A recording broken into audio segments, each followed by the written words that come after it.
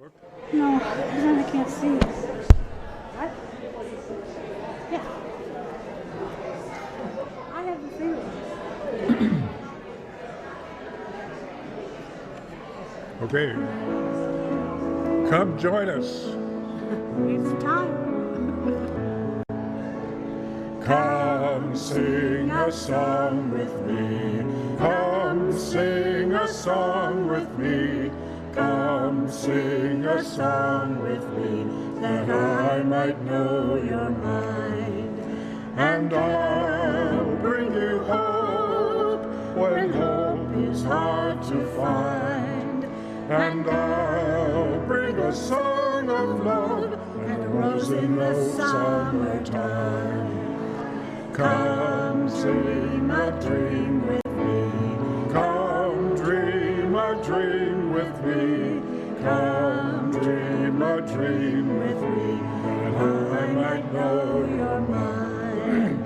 And I'll bring you hope when hope is hard to find.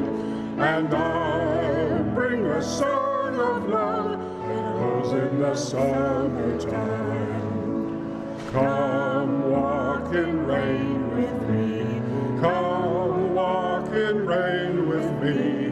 Come walk in rain with me, that I might know your mind. And I'll bring you hope when hope is hard to find. And I'll bring a song of love that grows in the summertime. Come share a rose with me. Come share a rose with me. Come share a rose with me, that I might know your mind. And I'll bring you hope when hope is hard to find. And I'll bring a song of hope and rose in the summertime.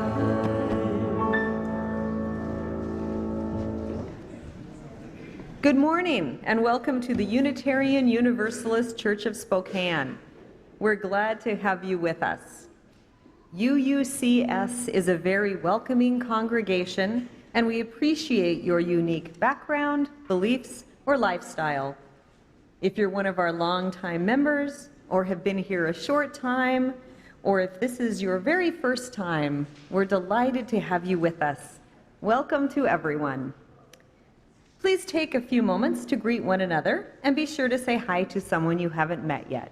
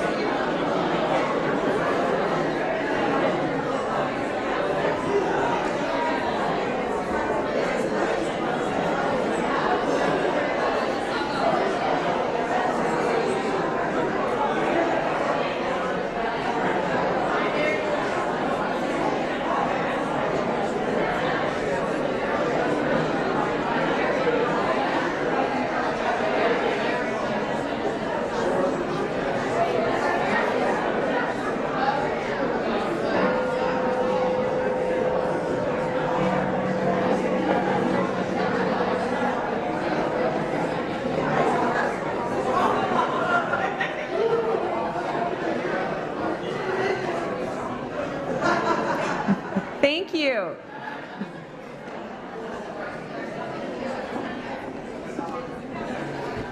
We'll have more time to greet one another and share our stories during social hour. and use my teacher voice, which, as always, includes great coffee and good conversation. We now turn from our informal greeting of one another to formally begin our service by lighting our chalice, the symbol of Unitarian Universalism, the symbol of our unity and solidarity, of our openness and inclusion, of our community and individual uniqueness. May this small flame be our offering of warmth to those who are cold and alone, and a light to those in darkness. May it be a flame that ignites justice in our world and a beacon of hope to those in need, and may it reflect at least a spark of truth wherever truth has been lost.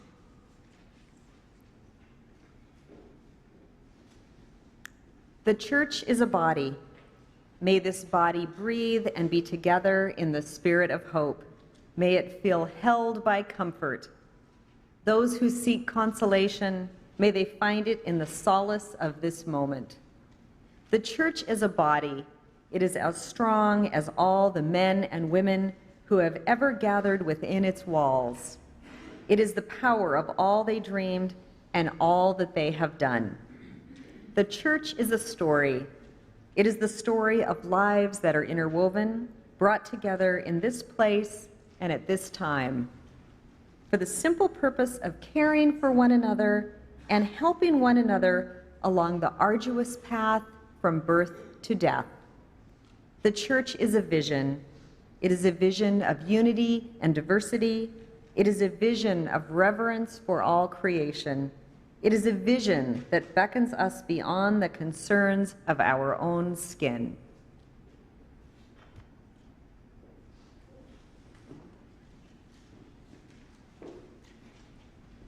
We're going to sing hymn number 407. We're going to sit at the welcome table. Stand as you're willing and able.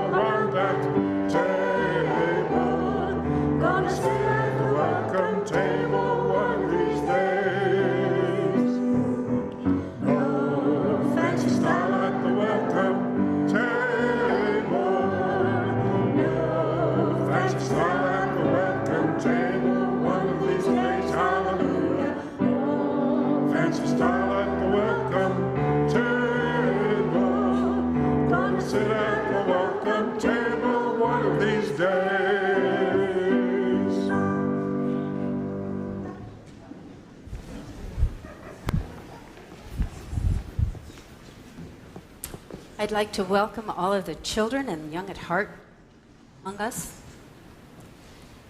And here they all come. I'm waiting. We'll see. The book today is The Big Umbrella. Oh, great. Thank you. Yay! Sit down right there. You are my guy. Okay.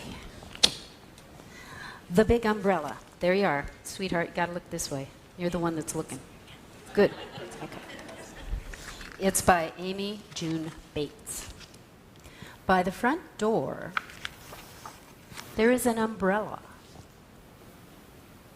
I love it when I have an audience that can see the pictures. It is big. It is a big, friendly umbrella. How big is it? Is it this big?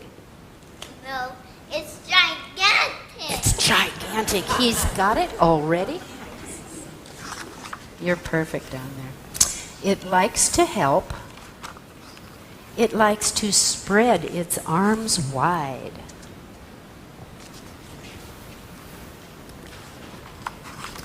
It loves to give shelter.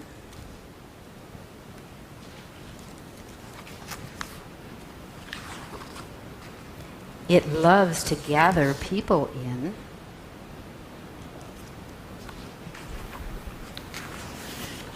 It doesn't matter if you're tall, if you're hairy, or if you're plaid.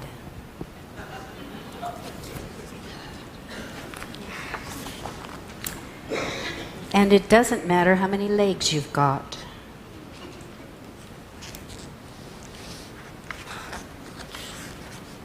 Some people worry that there won't be enough room under the big umbrella. But the amazing thing is, there is.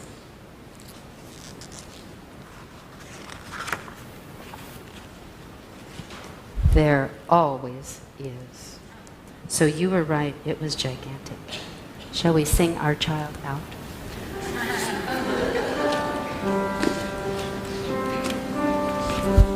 Go.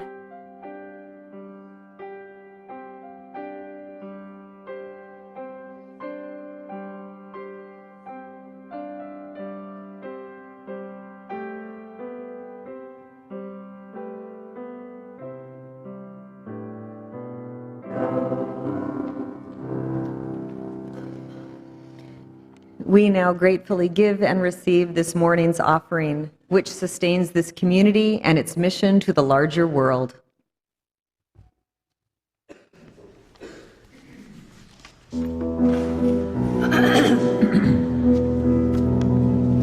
Is this the little girl I carried? Is this the little boy at play? I don't remember growing older. When did they? When did she get to be a beauty? When did he grow to be so tall? Wasn't it yesterday when they were small? Sunrise, Sunset, sunrise, sunset, swiftly flow the days. Seedlings turn overnight to sunflowers, blossoming even as we gaze. Sunrise, sunset, sunrise, sunset, swiftly fly the years. One season following another, laden with happiness and tears. Now is the little boy a bridegroom? Now is the little girl a bride? under the canopy I see them side by side. Place the gold ring around her finger, share the sweet wine and break the glass. Some the full circle will have come to pass.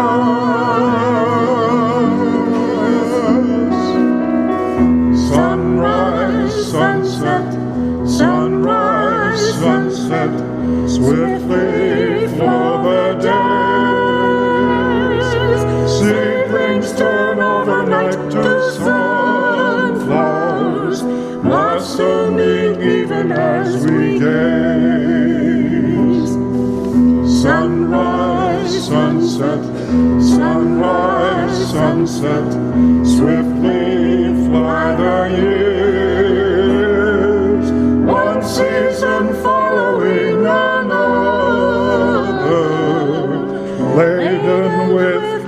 loneliness and tears.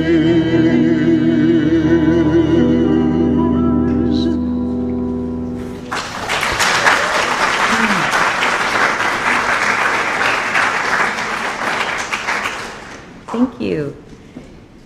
Each time we gather as a congregation, there are always those who are with us in our minds and hearts, and who we want to wrap in our love and care. We kindle light this morning for them. Let us share a moment in silence, embracing others who are here in our hearts this morning. You are welcome to say their names aloud as you are willing.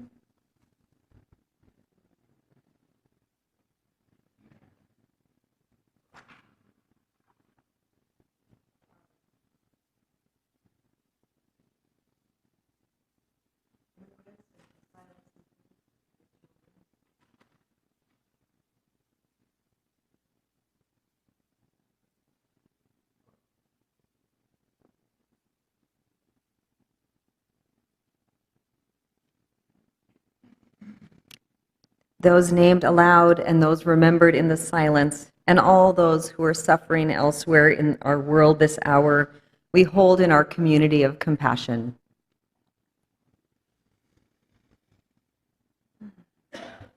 As we move into meditation, let us open our minds to the challenge of reason, open our hearts to the healing of love, open our lives to the calling of conscience, open our souls to the comfort of joy.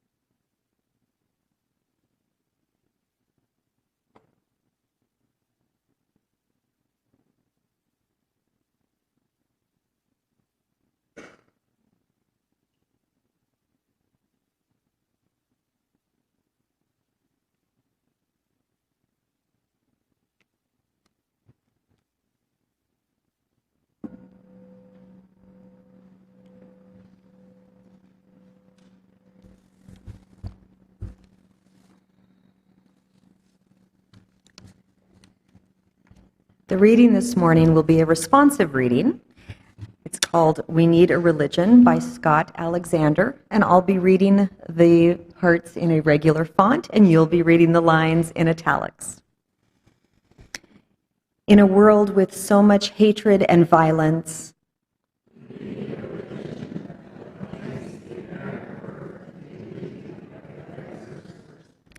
in a world with so much brutality and fear,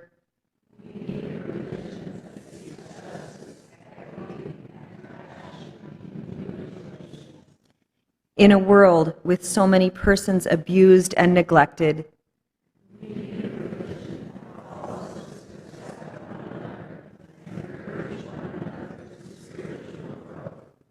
in a world with so much dogmatism and falsehood,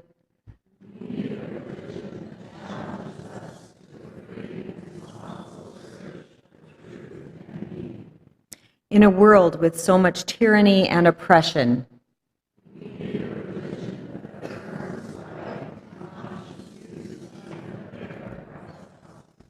in a world with so much inequity and strife,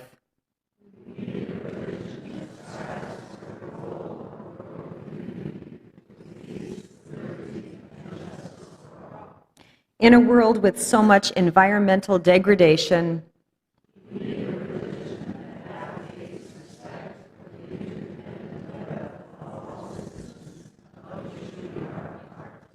in a world with so much uncertainty and despair,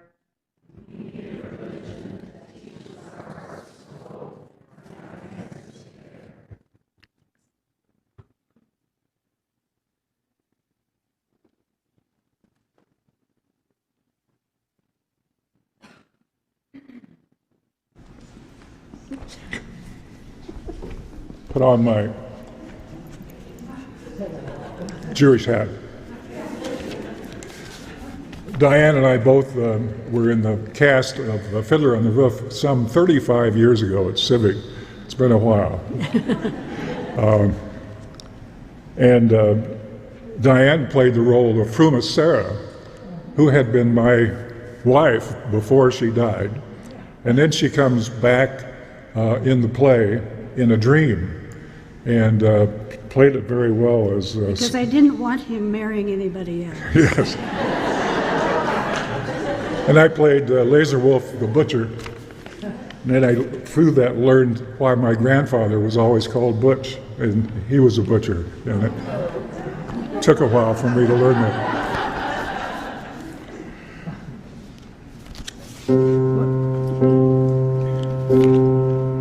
Golda, do you love me? Do I what? Do you love me? Do I love you? With our daughters getting married and this trouble in the town, you're upset, you're worn out, go inside, go lie down, maybe it's indigestion. Golda, I'm asking you a question. You're a fool. Do you love me? Do I love you? Do you love me? Do I love you? Well, For 25 years I've washed your clothes, cooked your meals, cleaned your house, given you children, milked the cow. After 25 years, why talk about love right now? Golden, the first time I met you was on our wedding day. I was scared. I was shy. I was nervous. So was I. But my father and my mother said we'd learn to love each other. And now, Golda, I ask you, do you love me? I'm your wife. I know, but do you love me? Do I love him? For 25 years I've lived with him, fought with him, starved with him. 25 years my bed is his. If that's not love, what is? Then you love me. I suppose I do. And I suppose I love you too.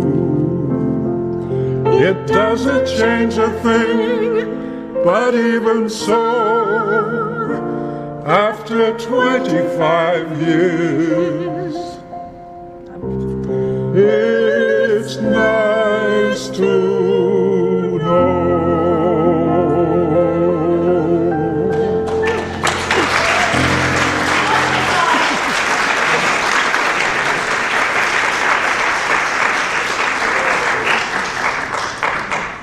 Diane and Doug, thank you so much. That was wonderful.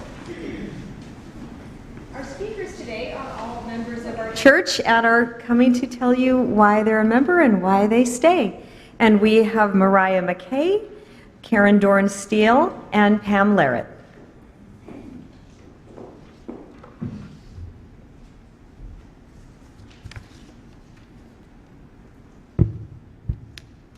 So, having had the good fortune of having a lifelong relationship with this church, what it's meant to me has naturally meant different things at different points in my life.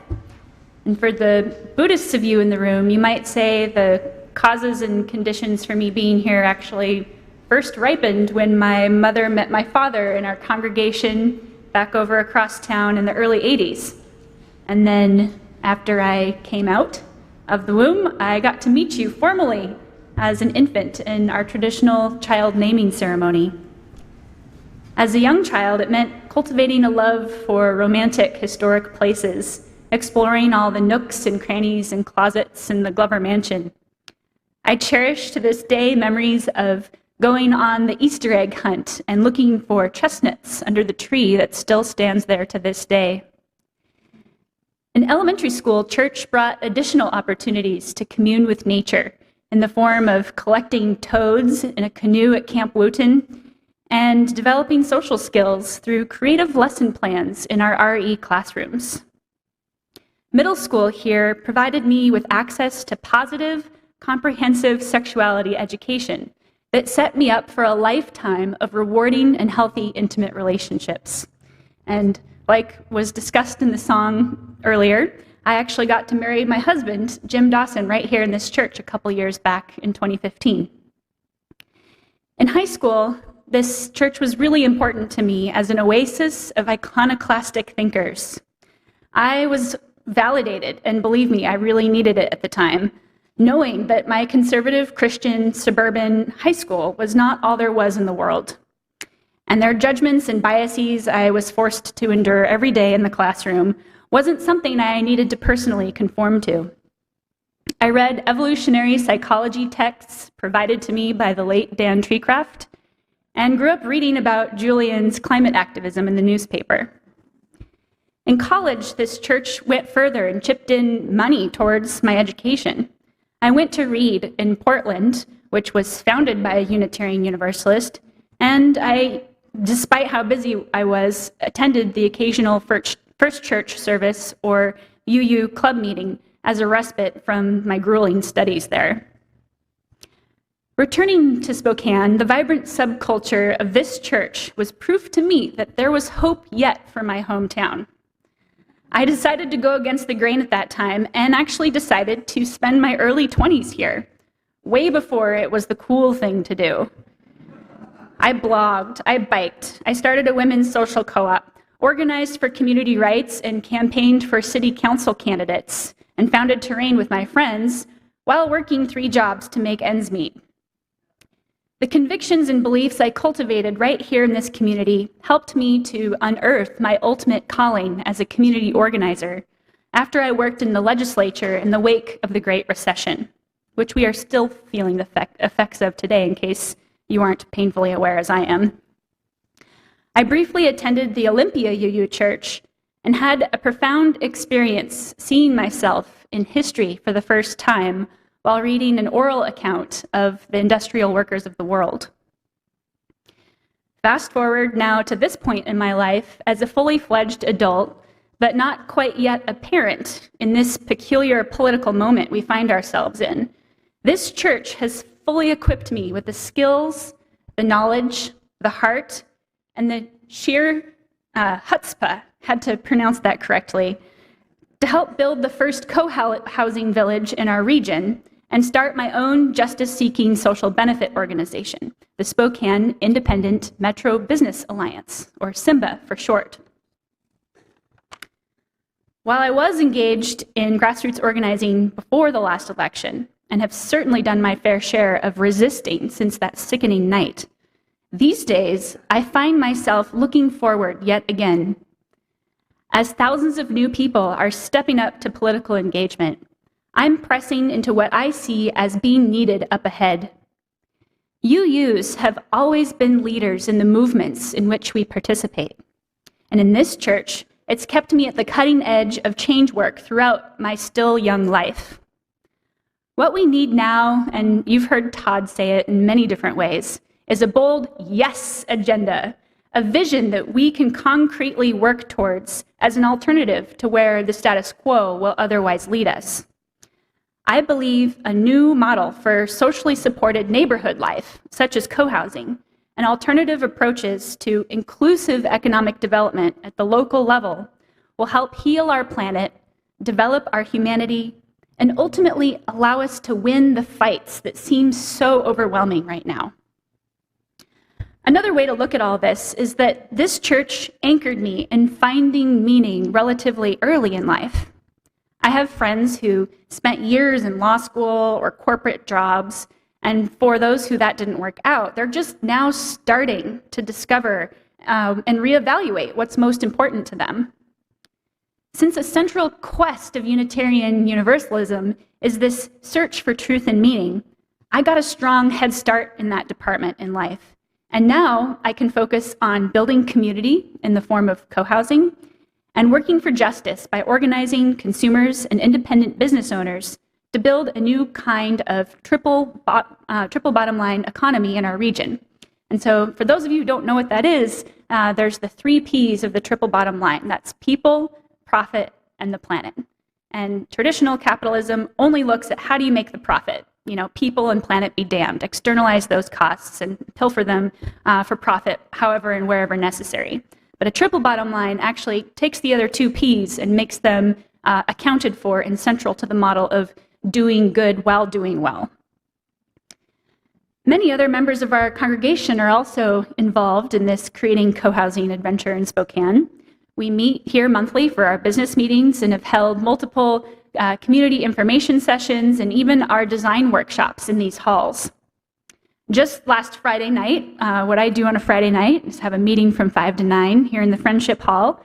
And it was actually over a meal that a fellow UUer was lecturing me about the addictive properties of biochemical healthy soil. You know, there's microorganisms in there that give off pheromones that get people really into composting. And usually I'm the one trying to convince other people about the importance of soil building and gardening and composting. So I really got a chuckle out of someone else so earnestly lobbying me in the very weird things I think really matter. Our co-housing community will be a hub for sharing local foods and urban farming. If you're interested in learning more about our project, you can visit our website at cohousing.com, or you can find me after the service for an invitation to our next meeting. We hope to be not the last co-housing community in our area. There's definitely economic challenges we face in creating this new kind of format for coming together, but it's valuable and worthwhile to pursue and learn about, even if it's not for you personally. So you can see how it really felt like coming full circle for me when I got to host the launch party for the Spokane Independent Metro Business Alliance at the Glover Mansion last Wednesday night. I found myself quoting parts of our 7 principles in the mission statement for my new organization. And I'm happy to provide information about SIMBA. You can check out our website at SpokaneIndependent.org for anyone who's interested. So people ask, how do I manage to not burn out with this, Sisyphean task we have ahead of us? Wonder, where does this energy continue to come from? I think it's fair to say that a large part of it comes from my faith, which is Unitarian Universalist absolutely through and through. So I want to thank you all for your reaffirmation of this faith and being here this morning and your presence every day when you live out our values in the wider world. Thank you and shalom.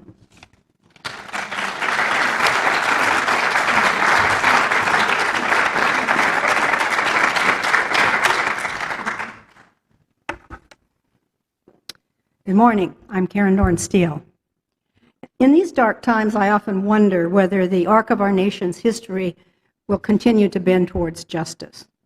But when I look back on my own journalism career and experiences, it's clear to me that the arc of my own life has bent towards Unitarianism and its emphasis on justice, truth-seeking, and community.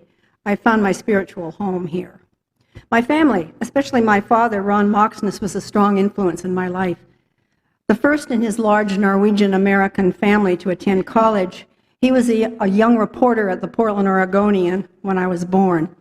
He won many journalism awards, but his curiosity about the world prompted him to become an American diplomat.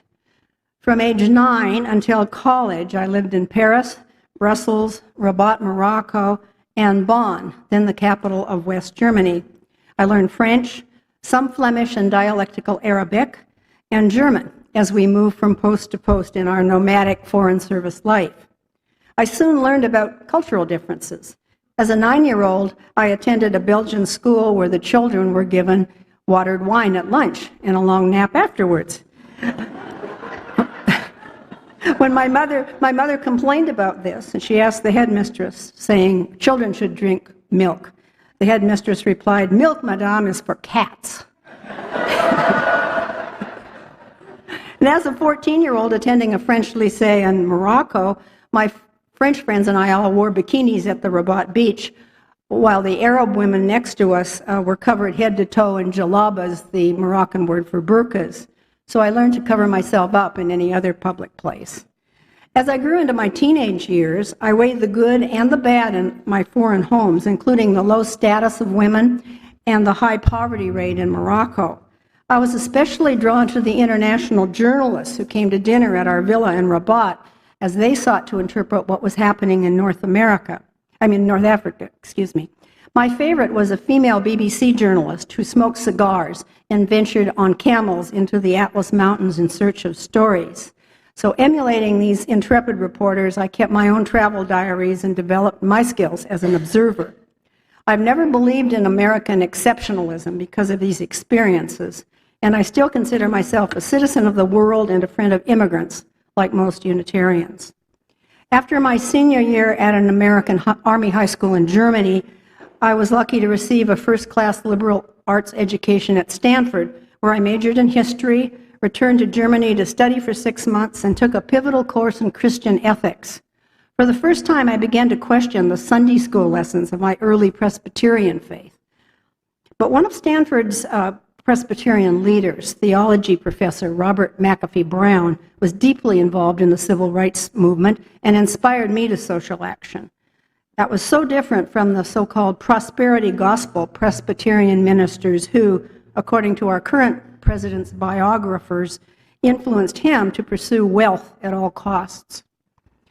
After college, 2 years after President Kennedy's assassination, I worked as a congressional aide to Representative Edith Green of Oregon, a former school teacher and close ally of President Lyndon Johnson.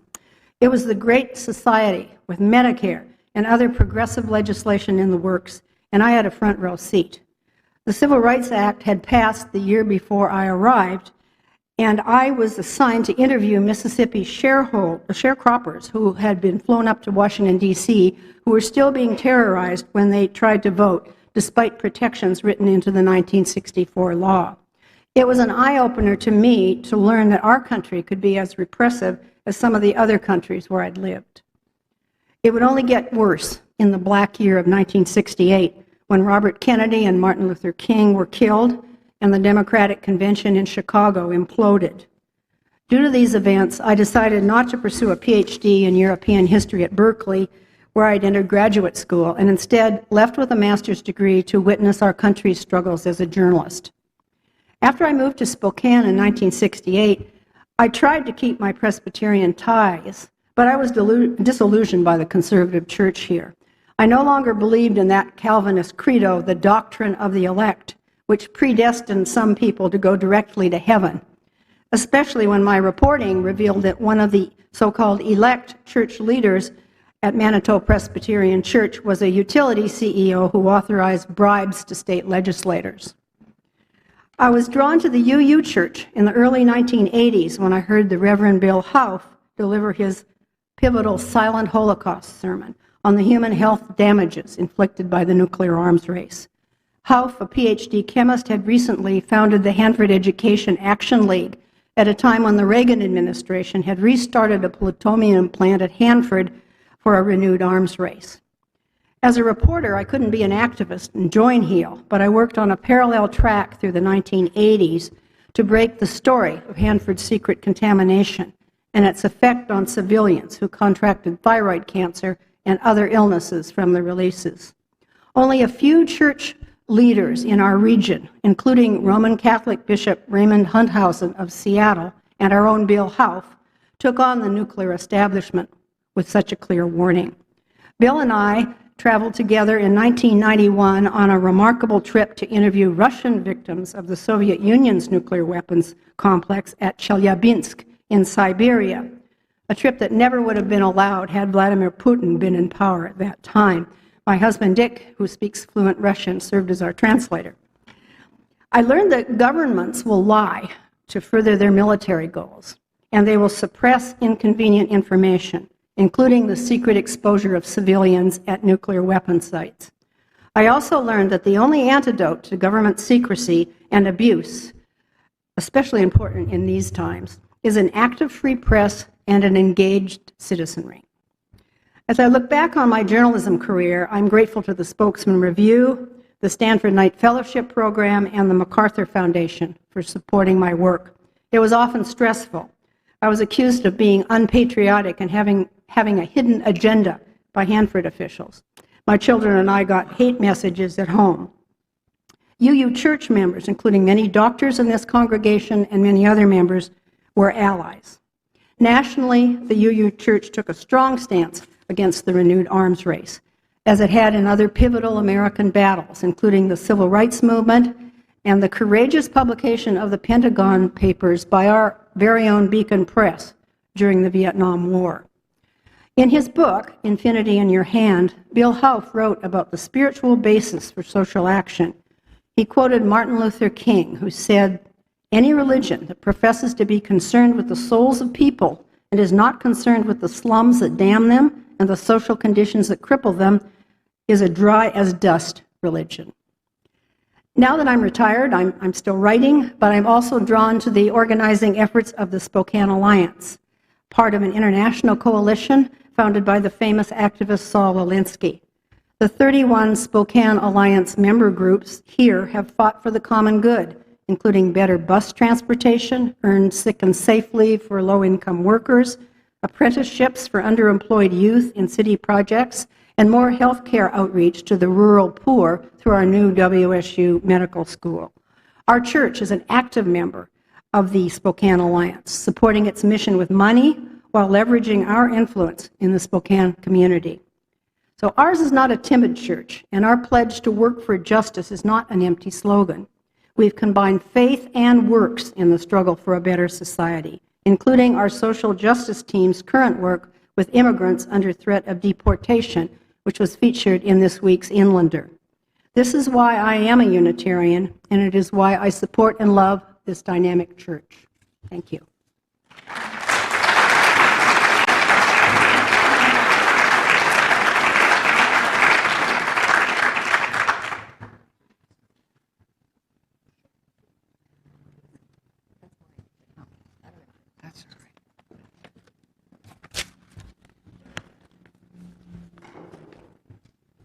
Good morning, everyone. I am so happy to be here, and my name is Pam Larratt. I consider myself a born-again transcendentalist, being a child of New England, and my father from the Boston area, my mother from Hartford. They both belonged to the Episcopal Church. The most famous transcendentalist, as you may know, was Ralph Waldo Emerson, a Unitarian minister who followed in his father's footsteps until he felt he had to resign because he could not conduct the sacrament, or the sacrament of communion, which was meaningless to him. Emerson did believe we cultivate our own character, and through this cultivation become agents of good or evil in the world. Finding that spark of divinity within us, he believed it was possible to have a direct transcendent experience of the holy. This became the cornerstone of the Transcendentalist movement and Emerson's greatest spiritual contribution to Unitarian Universalism. Basically, that to work work for things that are right and keep at it.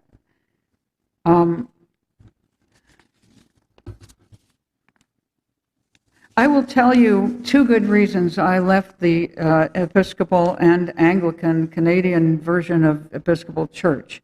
The Anglican Church in Canada, where I lived from age 8 to 15, is basically the Church of England. However, I was born in Baltimore, and I returned there to be a reporter at the Baltimore Sun, my second reporting job. And while I was there, I became pregnant and went to my godmother, who I had known as a child, and she rejected an urgent request of mine. There was a newborn baby coming, and I would need a place near the hospital for a few days. I had a place. I was living with an elderly couple way out in the country, 2 hours away. Well, she was a staunch Episcopalian. She was my godmother, and our family church was the Church of the Good Shepherd. She refused my request, saying she did not approve of my decision to have a baby, and what would the neighbors think? She realized her mistake later and came to see me in the hospital, and I treated her rather with some disdain, unkindly, which I regret. In Canada, where we had lived for 8 years, my parents decided to move back to their roots in New England as my father neared his retirement age. And they parked me at age 15 with a family of the assistant minister of our Anglican church while they got resettled. They were trying to, or the minister was building a summer home 200 miles north of Ottawa, basically in the tundra, on the shore of a pond which was full of leeches. The family had 5 kids, and being former missionaries in the Yukon, they had very primitive conditions there. There was no toilet, no facilities for cooking. The children went wherever they could to the bathroom. And the weather was terrible. It was 90 degrees in the daytime and below freezing at night. And I was on an incline in a pup tent where the rains, when they happened, would come under the tent, and I froze my kidneys. That was some of the conditions. The experience turned hellish when the family started up their car to go shopping and ran over their own baby girl, Margaret Ann, who had crawled out from under the big tent where the rest of the family lived, under the wheels of the car, unbeknownst to me. I was blamed for the accident and left alone while they raced to the hospital. There was no communication for me to find out what would be the condition of the baby. I ran to the nearest neighbor a quarter mile away to call the hospital, and they refused any information. And that evening, the minister that I had been staying with came looking for me. The neighbor said I was there with them, with his family, and would be staying with them, and would be sent home to my family in the morning. I had clued them in as to what the conditions were in this place where I had been put. And while I did travel home to Connecticut, I learned that the baby at that point was fine, that thanks to the rain that had happened all week, the baby was pushed down into the mud, which saved its life, and there were no injuries whatsoever. So that was a great relief. But on my way home, I suppose, the minister wrote my parents a letter saying that they should worry about my character. So, why Unitarian Universalism? You may know by now. And why do I stay?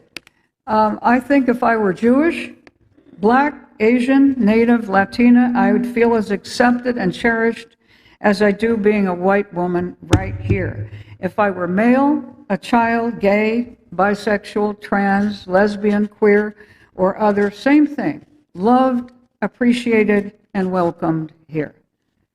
This is what Unitarian Universalist Church of Spokane means to me. It is a beautiful place. I come here mornings, sometimes when there's no one else around, and sit at the piano just to think, maybe tinker with a tune or two, but often just to reflect on my good fortune, on the reasons to be glad of being here, the art here, the light from the windows, the trees waving outside, the labyrinth in the grounds, the many rooms for healing, educating, playing, and gathering. This is the place with all things for all people, it seems. And I didn't mention the people, which is really the reason that I love the church so much. All the people and all the faces that I meet here and love so much. The music. and the musicians involved in enhancing the service is a large part of why I love the church so much.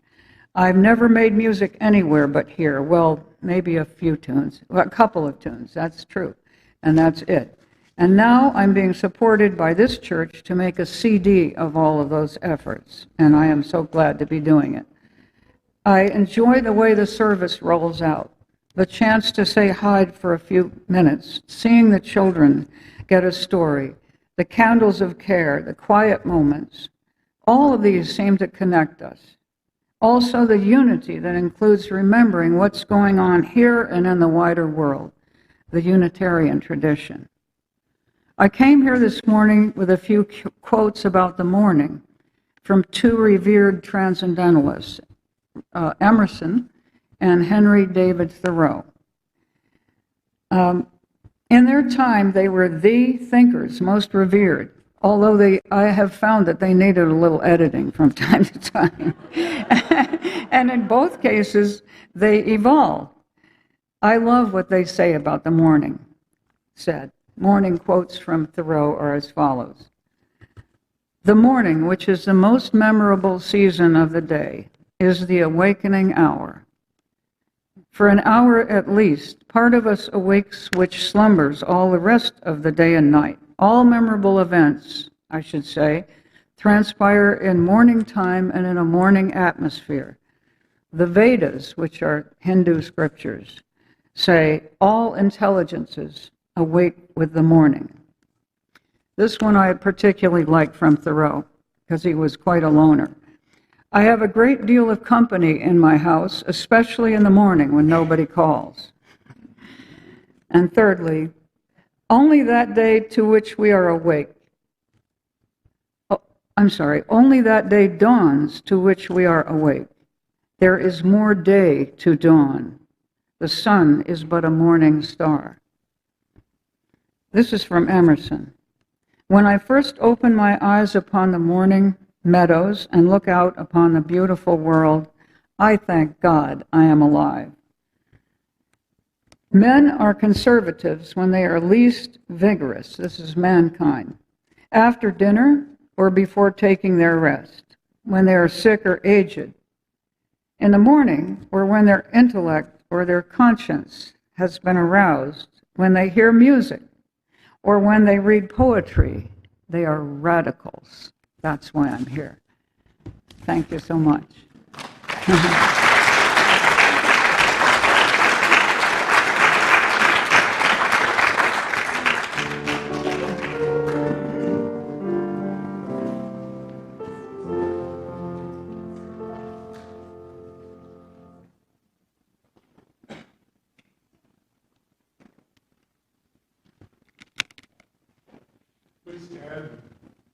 As you're willing and able, for We Laugh, We Cry.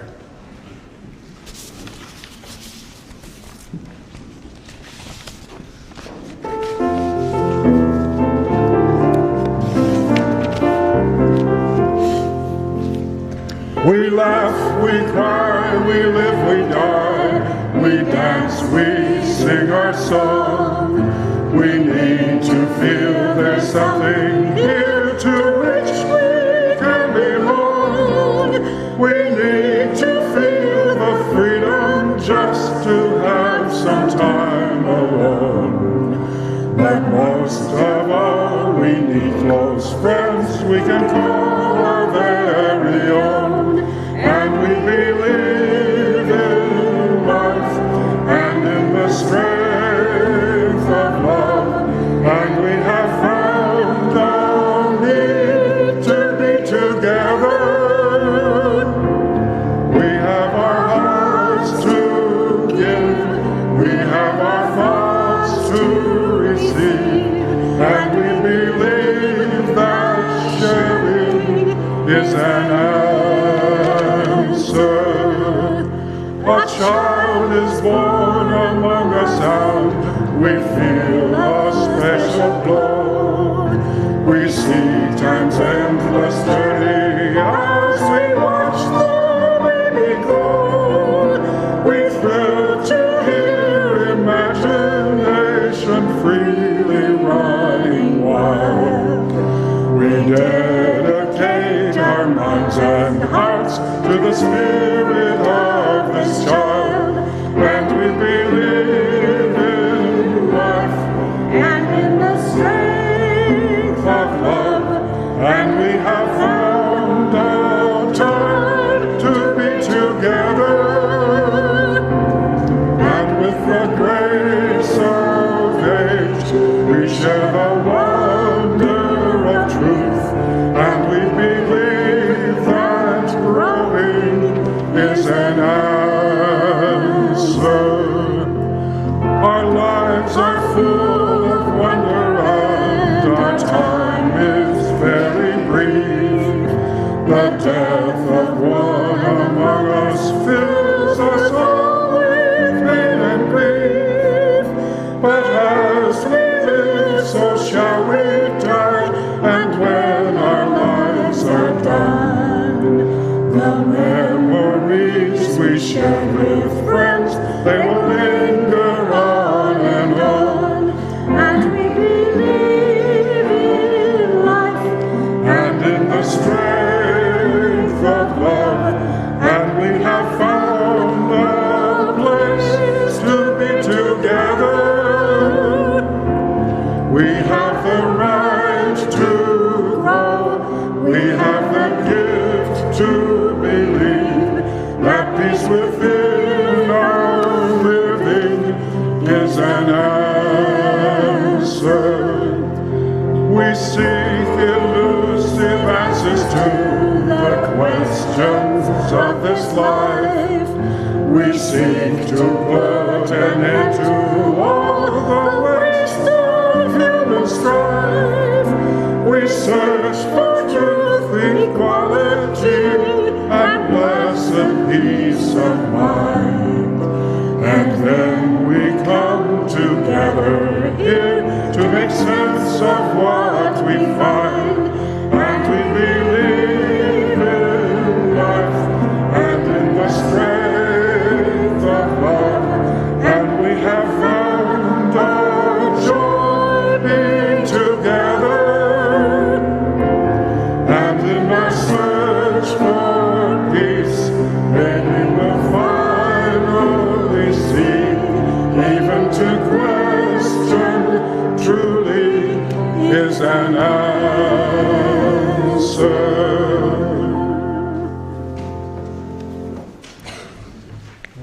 Okay, announce somebody.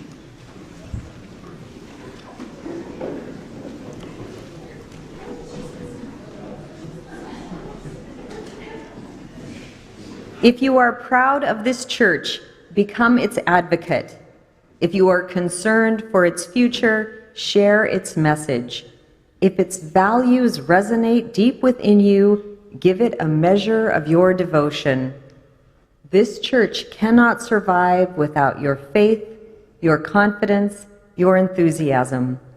Its destiny, the larger hope, rests in your hands. Amen, blessed be, salam alaikum, and shalom.